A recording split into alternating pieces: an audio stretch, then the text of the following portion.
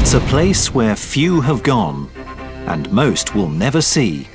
But that may all be about to change. The unimaginable is being engineered. A commercial ship to shoot people into space. Can the public go to the moon in my lifetime? Can they go to resort hotels on orbit for their vacations? Mass space tourism could be right around the corner, but it's an astronomically expensive and already deadly venture. Is this the beginning, or the beginning of the end?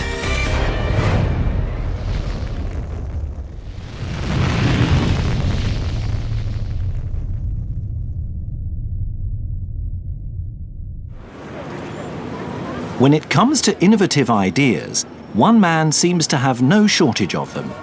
Billionaire Richard Branson. His latest, a plan for the world's first commercial space liner.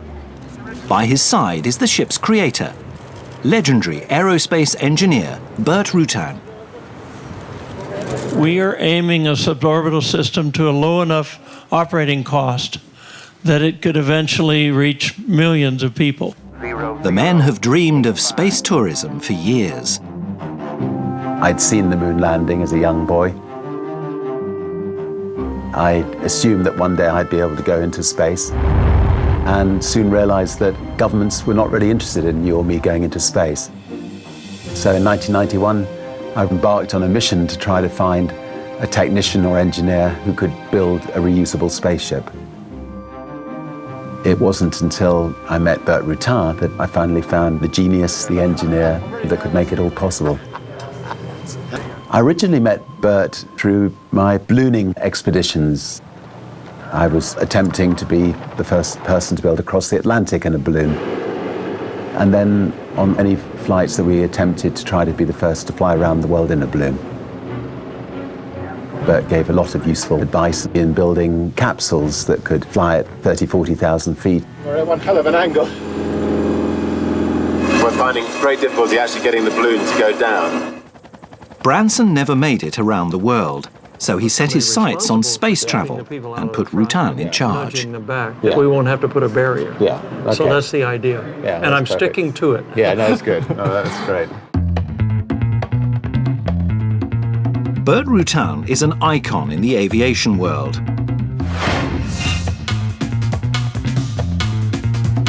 He rapidly gained fame in the 60s and 70s for his innovative approach to design.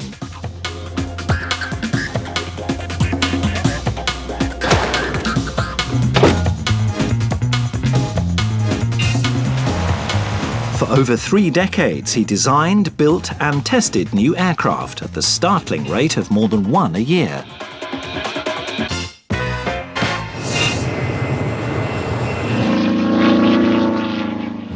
In 2004, Burt unveils Spaceship One, his entry for the $10 million Ansari X prize, a contest to spur space tourism. So you're going to come on the horn after he touches down and say, "Show me the money," right? Coming in 10 seconds, Brad. Burt has designed a plane that can fly to the edge of the atmosphere, then drop its cargo. Release. Fire.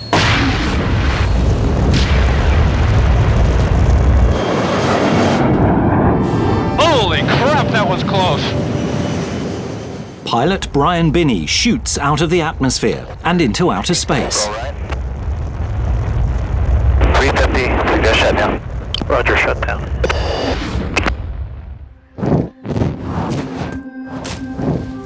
Well, it's really quiet up here. Copy.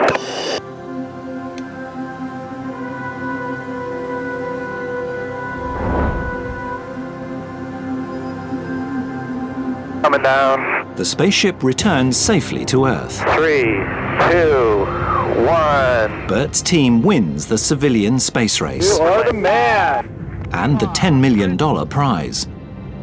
If I could please invite onto the stage Burt Rutan, the designer of the first private spaceship, Spaceship One. Burt.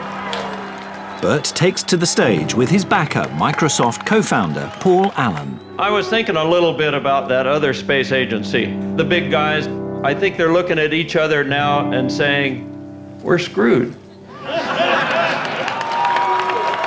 Because I'll tell you something, I have a hell of a lot bigger goal. And you know what that goal is? I absolutely have to develop a manned space tourism system that's at least 100 times safer than anything that's ever flown manned to space, and probably a lot more. I have to do that. Virgin Galactic Airways was born a week ago. 3 years from now, Bert has promised to deliver 5-seater spacecraft to take people into space, and hopefully it'll be the start of a lot of people being able to enjoy space. They set up shop in Mojave, California, where Bert's company Scaled is based.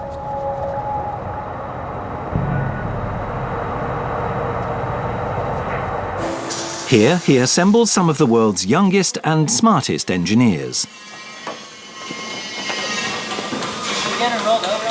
The cool thing about Scaled that I realized day one is that there's this, this culture of really smart, amazing people. Matt Steinmetz was leading engineer on the prize-winning Spaceship One. Bert puts him in charge of the Virgin Galactic project. Sorry. 2-second snapshot Of the flight? Across the board, it was a learning experience and a hell of a challenge. I mean, it's just, everything is big. It grew in size, and everything came along with it. Spaceship One was only designed for a few test flights. This time, Matt's in charge of constructing a spaceship safe for passengers. Different game than Scaled has ever dealt with. We got to carry 8 people in there, 2 pilots, 6 passengers. So there's just a whole lot of depth to what does that really mean to building a spaceship, that you can fly every day. To succeed, they have to do what only 3 governments have done before them: put human beings in space. The first hurdle: provide enough thrust to get there. It takes about 2.5 times the power if you launch from the ground versus launching from an airplane. They need to launch the rocket ship from a platform above 15,000 meters. And you couldn't go to the rocket store and buy a motor. So they have to design their own.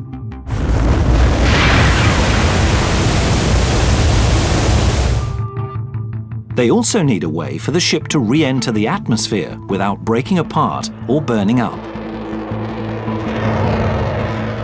Being able to do that and still be able to glide and land on an airport, that was the big aerodynamic challenge.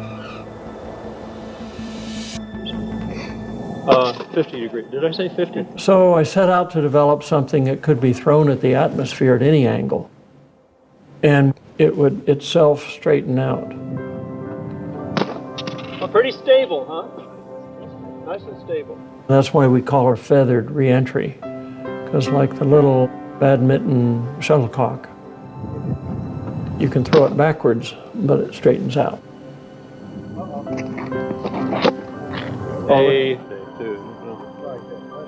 Before Scaled tackles the spaceship, they need to focus on the carrier plane or mothership called White Knight 2. Lead engineer Bob Morgan is overseeing the odd-looking plane's construction. And you've got the spaceship suspended in the middle, and you've got the 2 cabins here. The team works for a year on electronics, hydraulics, flight controls, and the plane's one wing. How'd that all work out? Where's your foam blocks at? Today, they're installing the wing on its 2 fuselages. A major milestone for the program. It's 140 feet span, and it's a continuous one-piece wing from tip to tip. So it pretty much fills this room minus about 10 feet on each end. Did y'all catch that? Yes. Okay, here's the assignments. On the left wing, we've got eyeballs, Zach and Steve. You got Zach Reeder. This is basically his wing. It's his baby. He was the guy that built all the pieces and parts. So He's got a lot invested in it. The wing itself is mine. You know, I invested the last year in this one part.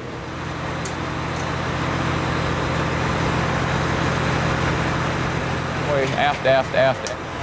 Okay, give me a little more. If it bumps the tops of the rods, we're not going to freak out.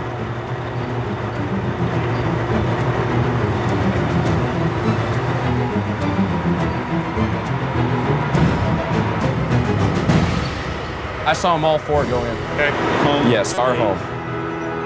It's a huge step for the team. In the Mojave Desert, things take a tragic turn. The explosion happened just after 2:30 Thursday afternoon at a remote location at the Mojave Airport.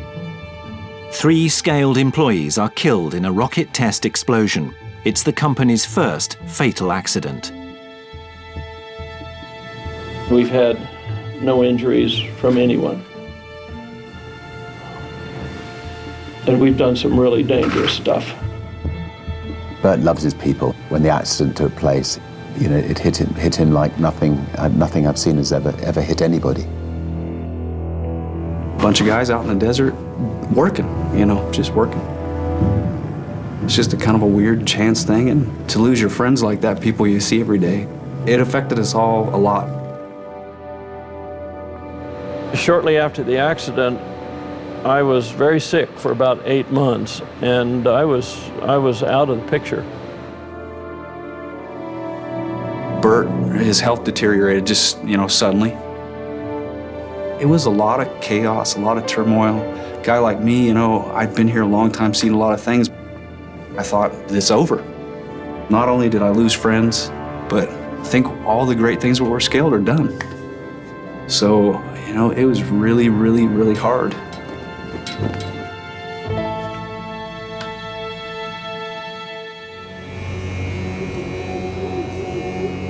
A year and a half after the tragedy, the team is still pushing forward. And today they're pushing the mothership, White Knight 2, from the hangar to see if she can fly.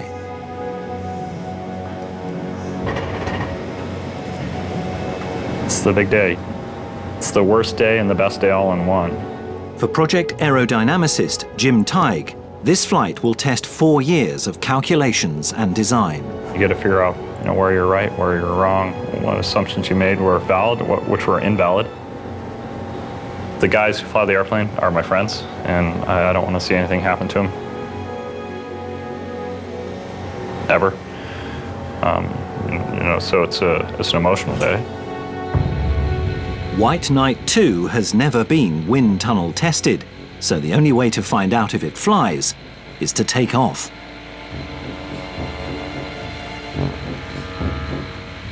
Peter Siebold heads up the test pilot program and is prepared to face the dangers of this first flight.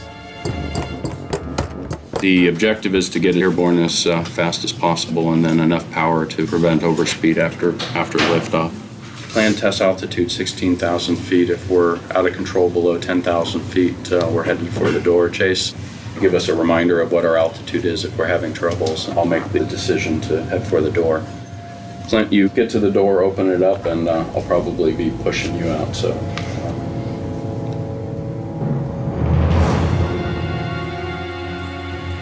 You've got to always keep that in mind. We're doing something that could conceivably kill somebody. And it sounds harsh, but you have to think about it that way.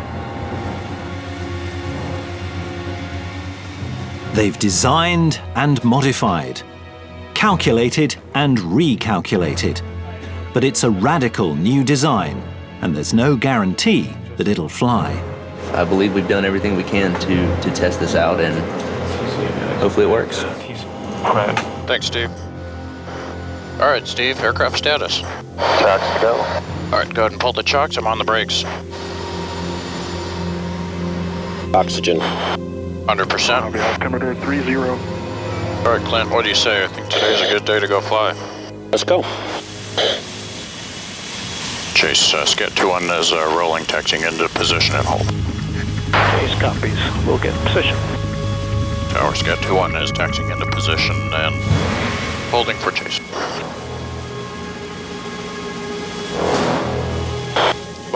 Scout 2-1 holding short at 30.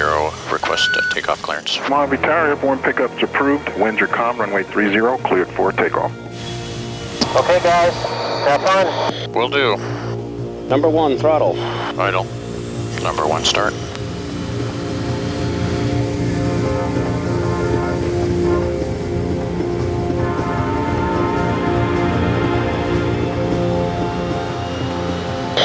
Power set. There's 40. 50. Good cross check. 60. 95. 100. 105.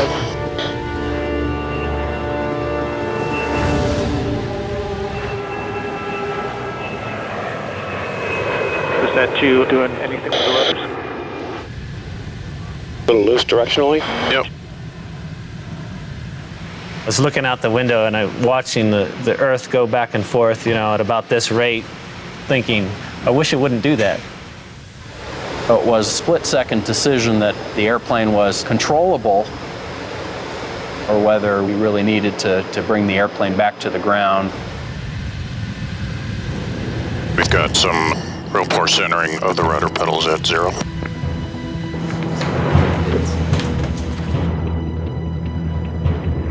Base from 2-1 on hot mic feels like might have pretty significant rudder lock issues. I think they're going to get worse with altitude, but if he goes faster, it's going to get more pronounced. TC, make sure they watch their speed, and if they keep it slow, otherwise the forces are just going to get worse. We're just working through how to control the rudders here. All right, Clint, we'll need to get your feet on the rudder pedals. Back 2 scaled. And just whatever you do, don't get dynamic with it. Just keep your pedals, just lock them. Perfect.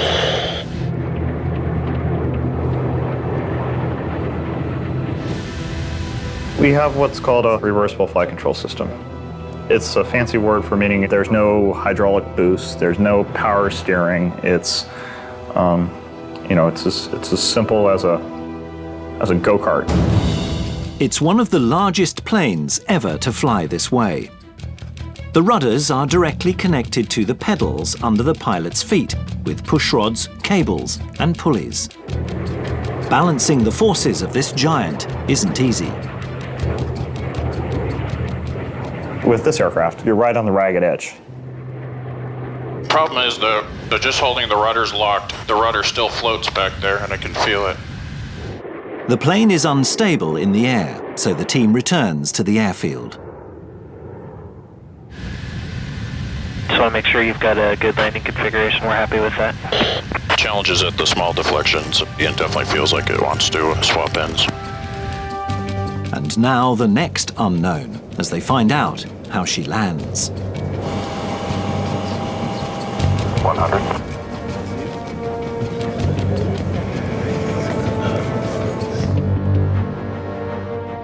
Ten. 107. 3, 2 inches.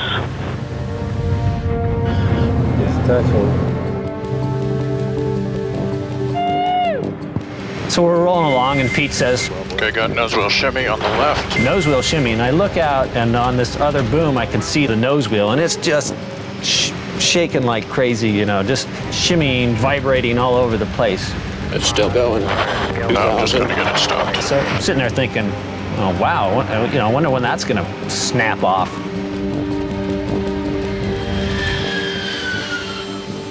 The team anxiously waits as White Knight 2 wobbles to a stop.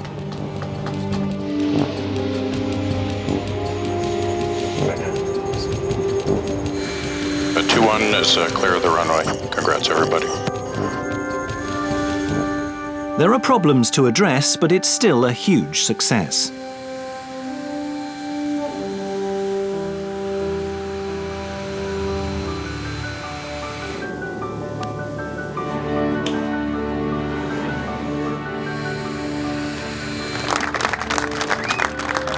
By the time we pulled up in the chocks and got out, Bert came to greet me and whispered in my ear, "We think it's the gear." What I didn't realize until the flight was that the gear, when it's down, the landing gear, actually affects the rudder in a different way.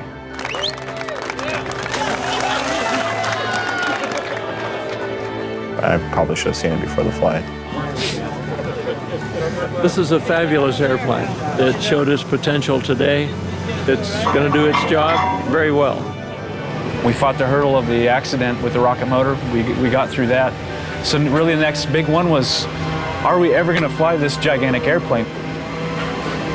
So really now, you know, the focus kind of changes to rocket motors and spaceships. That's really the next big goal in my mind.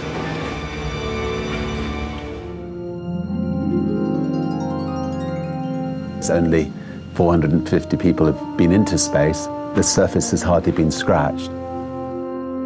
I looked at the big picture. I looked at what things could happen. Can the public go to the moon in my lifetime? Can they go to resort hotels on orbit for their vacations? 10, 20 years from now, we could start flying 100,000 people. If commercial space travel can succeed, then anything is possible in space. Rutan and Branson's vision for taking tourists into space is forming here, behind closed hangar doors. All the buildings are numbered, of course, because we're not creative enough to think of real names. So that's 78. We're headed to 63. Okay, let's go aft a little bit. Are we straight on?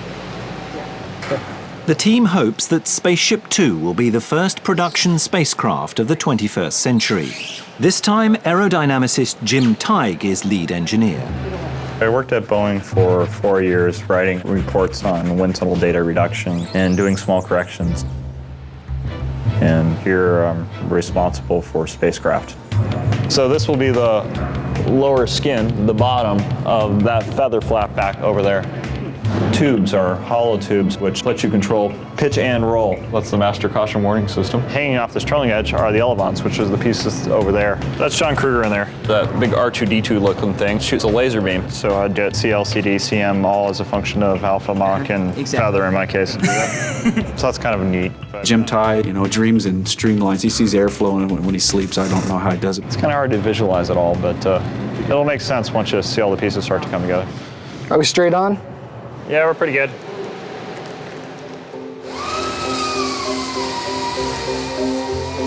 Bert had a desire to make a bigger vehicle so the passengers could enjoy space and float around.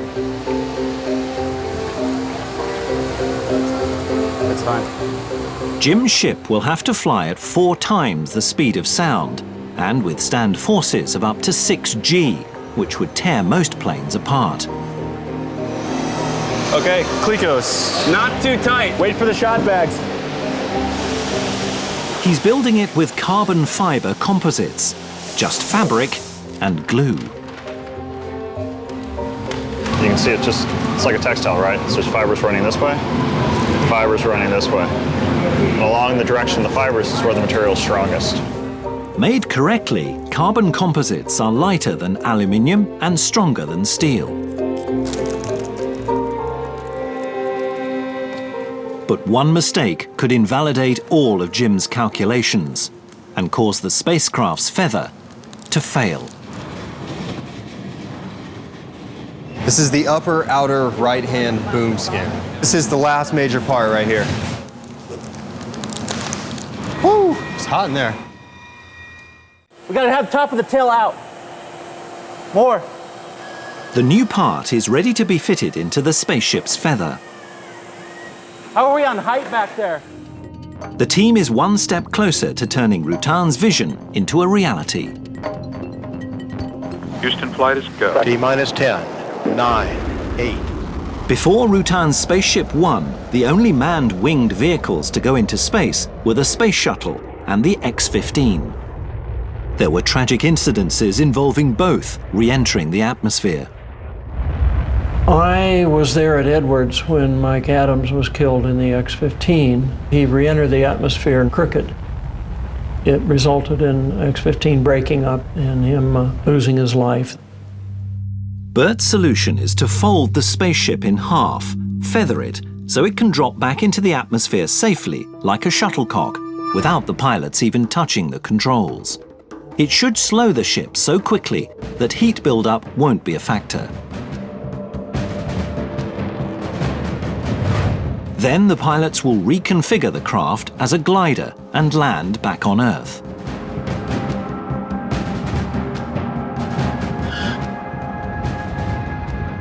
Should we do this? Jen, you ready? Ready to roll? Now the spaceship has to join the mothership in the larger hangar. Over the track, don't like about it, but just a little momentum's not bad. Okay, now slow it up as we're coming out the door. To keep prying eyes and cameras away, they move her at midnight, wrapped in black plastic, using only torches to guide the way. Do you hear any pops or anything? It sounds good. It's quiet. This is very interesting. There's like a whole herd of people just walking. It's like some pilgrimage or something.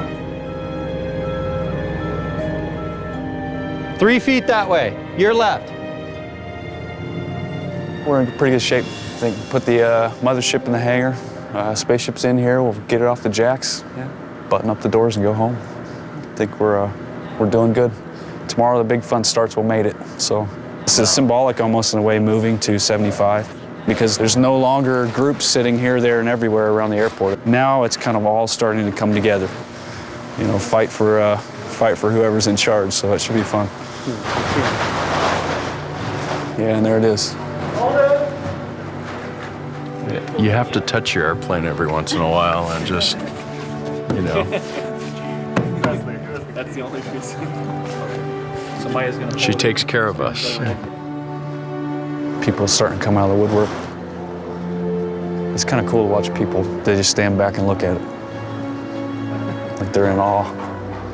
So 4 years of your life building up to suddenly this thing becomes an airplane all in one day, which is weird, but it's cool.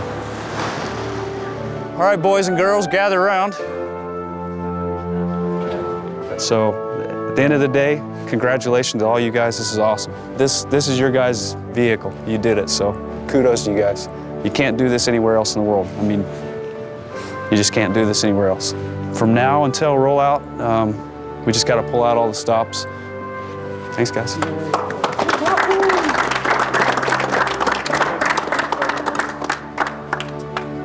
See you at 7. See you at 7. See you, Danny.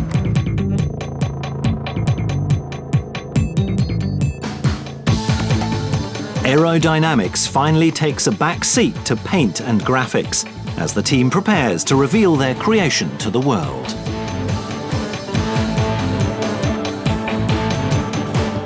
After decades of dreaming of space, Richard Branson arrives in Mojave to unveil Spaceship Two.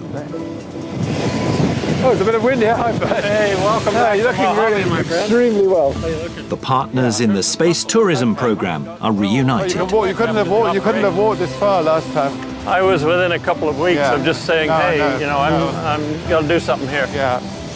Oh, thank God for that. I ended up having heart surgery maybe only 3 weeks after I was in New York. Yeah. Oh, that's great. Got it taken care of. The friends take a look at the cockpit of the mothership that will carry both the spaceship and, in the other fuselage, the astronaut trainees.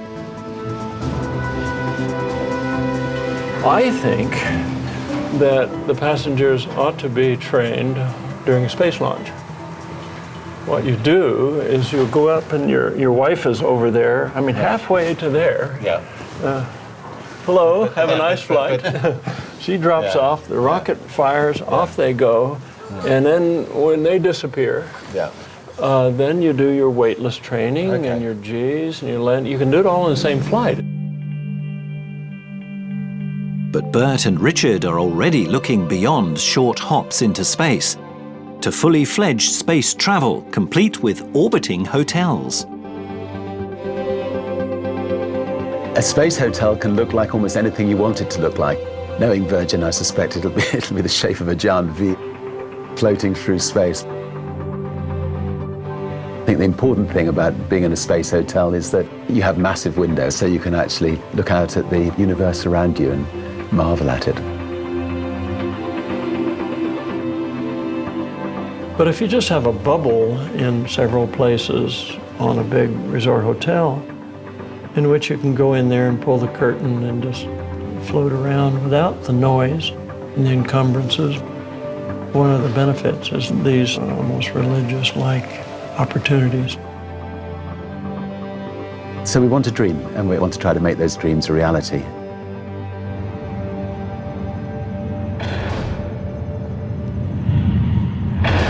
I have to tell you that there is a lot of cool things that you get to do when you're governor. But I think that this here today is definitely one of the coolest things that I've ever done. Ladies and gentlemen, welcome to Mojave Air and Spaceport, and welcome to the future of space. You've seen the dignitaries, you met your heroes. I want to introduce the rock stars of the new space race.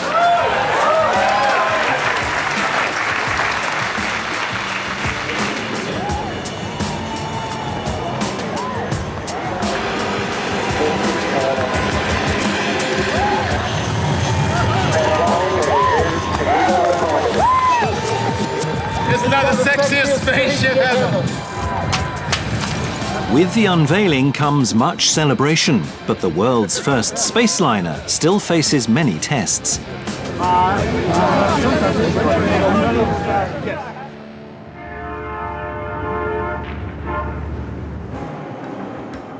Spaceship 2 is scheduled to take to the air tomorrow for the first time. We're at the very end of our day, so we're supposed to fly tomorrow. Okay, you got power on? Tomorrow is really the start of the spaceship test program. We don't do any wind tunnel testing. We build them and go fly them. The planes are wired from nose to tail with sensors that monitor stress and movement. Like a complex nervous system, they'll give the ground team critical real-time information. This is our first chance to see if the predictions we make in a computer analysis match reality. You got to have the data going down to the ground station from the airplane in the air, so there's just all this stuff that's all tied together. Okay. Wes Purcell is in charge of the data transfer between the ships and the ground station. When you're trying to meet a deadline and you're trying to get something as big of a milestone off as like a first flight in this for the spaceship, you know, it's like a deadline comes up and you don't want to be the guy that says, okay, my stuff's not working right. But for Wes, that's exactly what's happening. And we got to be done by 5 or else we're not flying tomorrow morning. I did do one slight configuration change today, which I am seriously regretting now. So we did deviate from what we tested last night. And I knew it was a risk, and I took it, and it was a good one. So I think it makes sense to get it as close to a pre-flight configuration as possible to work for everyone. Ready? Anything? It's at 0 right now. There's Alpha. Talk to any telemetry engineer, and I think they'll tell you that that sometimes you get problems that you scratch your head over. You're not sure exactly what it is. If you tell me within 5 minutes that it's a miracle, I'll think impressive. But otherwise, I'd say let's just. We don't know what's going on. I'd say. Let's just pull the plug. Let's wait. I understand that it's not going to work exactly the way I want it to, but you still want it to work. All that stuff. Yeah, we're going to knock it off for today. So not flying tomorrow? Not flying tomorrow. Okay.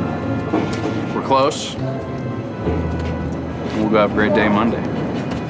Don't look so sad, Wes. Why not? We're not flying tomorrow. That's right. Yeah, let's go. Turn and burn.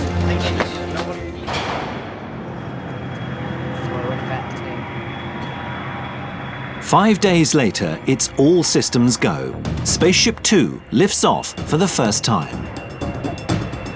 We're going to do what's called captive carries, where you pick the spaceship up under the white night, you haul it up to altitude, you test aerodynamics and the vibration, what we call flutter between the two airplanes.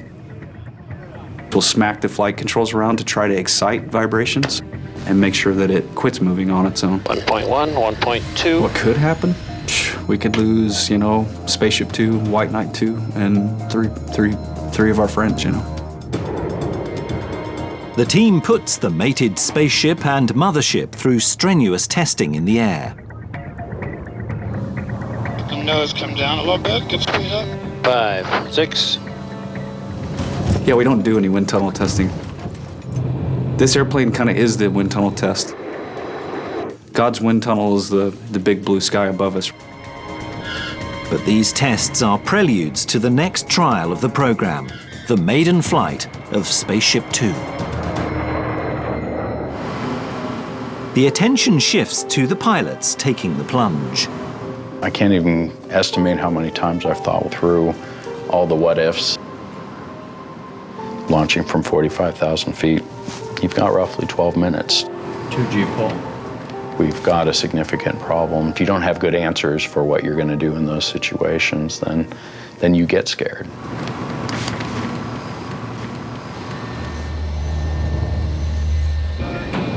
Doors open.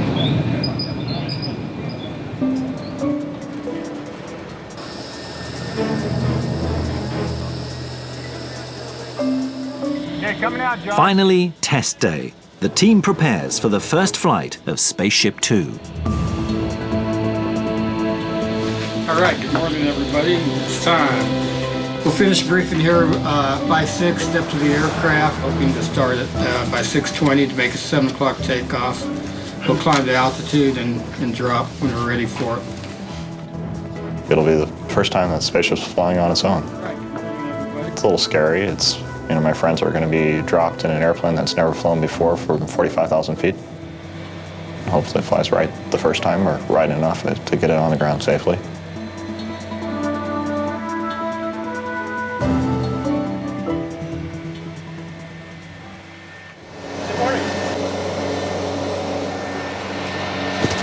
Yeah. Oh, good. Nice to see you. Good luck. Exciting.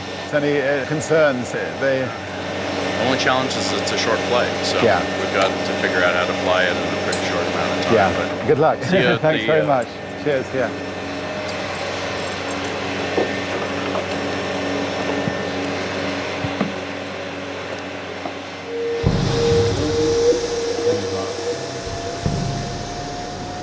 We've spent the last 5 years trying to design and build a flyable spaceship. It's the first glide flight, first no kidding flight on its own. Does it fly right, and can we, you know, navigate, maneuver, and get back to home? So it's a pretty big deal. Mojave ground, scat 4-1. Scat 4-1, Mojave ground, line clear, Hummy. 4-1, flight's ready to taxi. Loud and clear, taxi White Knight 2. Taxi runway 30 and variable 4 altimeter 3016. The first time an airplane flies, usually it take off just a little bit, and you get a little bit of daylight underneath the wheels and set it back down. With Spaceship 2, that's not an option because it doesn't have a propulsion system that lets it take off by itself. So the idea is actually to go as high as you can, which seems maybe counterintuitive, but it gives the pilots the maximum time possible to figure out how to fly the airplane, or if things are really bad, get out of the airplane. At Mojave, it's time for the first flight of Spaceship 2. And base, confirm still green for takeoff. 4-1, base, that's firm, green for takeoff. Mojave Tower, 4-1's ready for takeoff, 30. Runway 30, clear for takeoff. Clear for takeoff.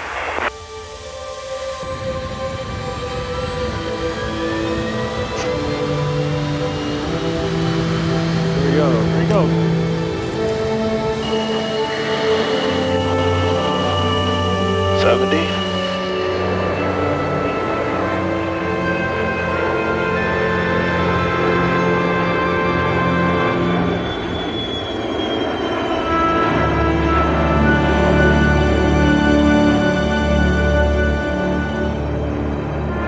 Gotta love it. That was gorgeous, wasn't it? I can't help, I got tears in my eyes. Every time I see the thing, every time I see it go, I just, Wonderful. You just well up. We're going to go to a much higher altitude than we would typically fly a first flight. We'll be up near 45,000 feet. Base, how's everybody doing down there? We're looking good, 2-1 from scaled base. Mojave Tower, scat 2-1. 2-1 Mom Tower mission map clear. Let's get 2-1, 3 minutes.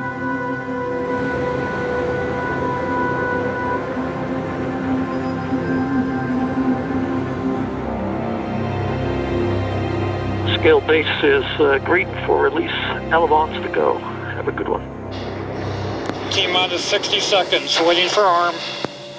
Okay, base is giving us go for release, so I'll arm it at 30 seconds. All right, you can arm it.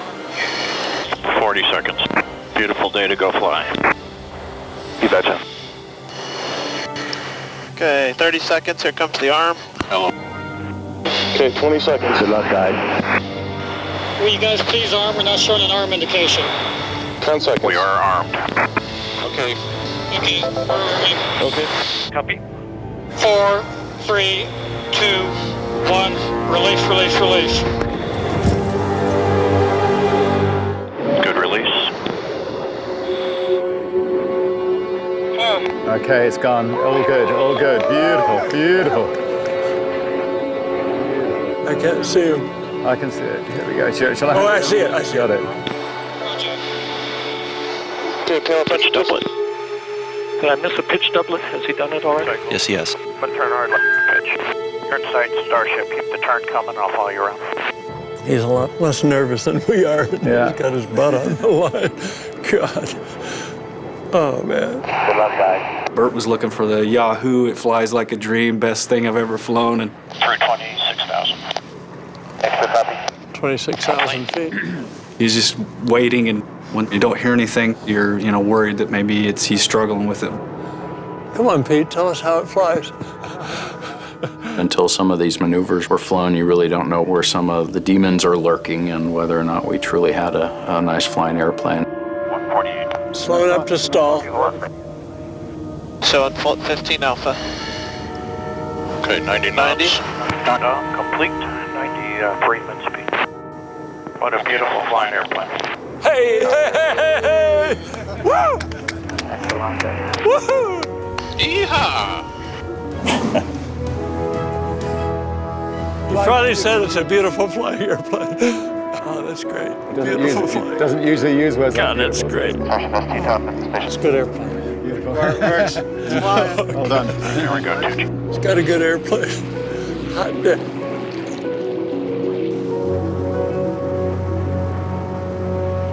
On scale base, we are green for landing. Well, this is one of the 3 real big risks.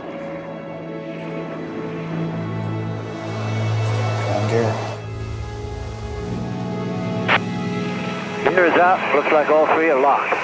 Negative nose. Going to the emergency. Chase from base. Say again, nose gear status. Negative green on the nose. Nose looks good from Chase. Nose looks perfect from Chase.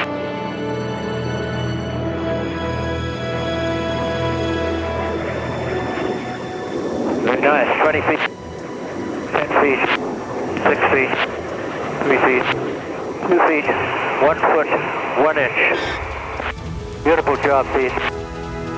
Go.